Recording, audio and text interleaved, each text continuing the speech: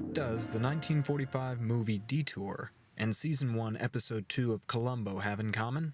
I contend they're both film noir. That's right, everyone's favorite bumbling detective may have meandered his way into that august genre. But what is film noir? Is it a genre? Is it a style? Unlike Sam Spade, I don't have any quick answers. So I turned to a website called No Film School to see what they had to say about the matter. I found them to be informative in the past, and they didn't disappoint. They had an article with a graphic which breaks down the elements of film noir to some extent.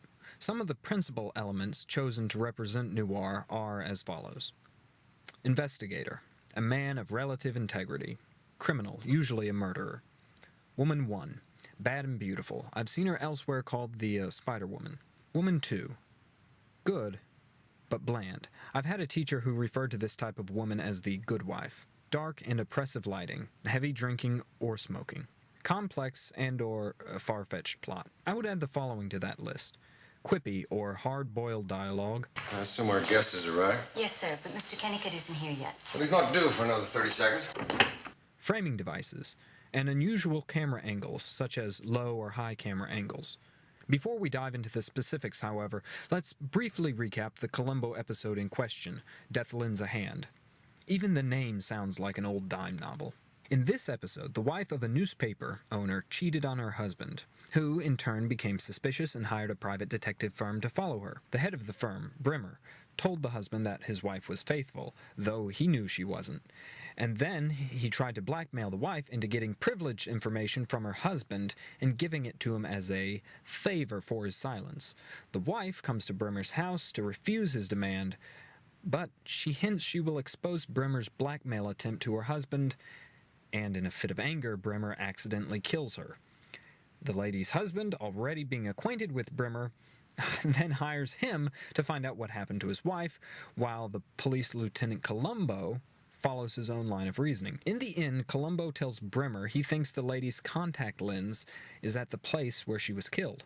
And when Brimmer can't find the lens at his house, he hurries to search the trunk of his car. It was a ploy by Columbo. Brimmer's caught and the episode ends. There's a complex and far-fetched plot, so we can check that one off our list. The criminal is a murderer, albeit an unintentional one. It wasn't premeditated. And the woman killed would come as close as the episode gets to a femme fatale, though she doesn't seduce anyone. While by 1971, the code is not the prodigious edifice it once was in the 40s, and so themes such as infidelity are discussed much more frankly than they could have been in that era, we still see that the woman's immorality must be somehow punished.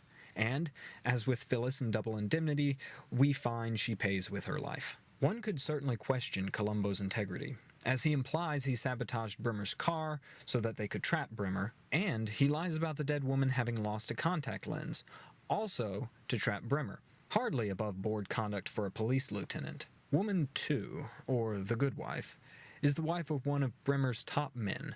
She is portrayed as the typical suburban housewife and doesn't seem to know what her husband really does for a living. She can only say that he's been ordered out of town on business. But what I, and I think most people, immediately think of when they hear film noir is the stark lighting. People with only half their face lit, and rooms and backgrounds almost completely obscured in shadow.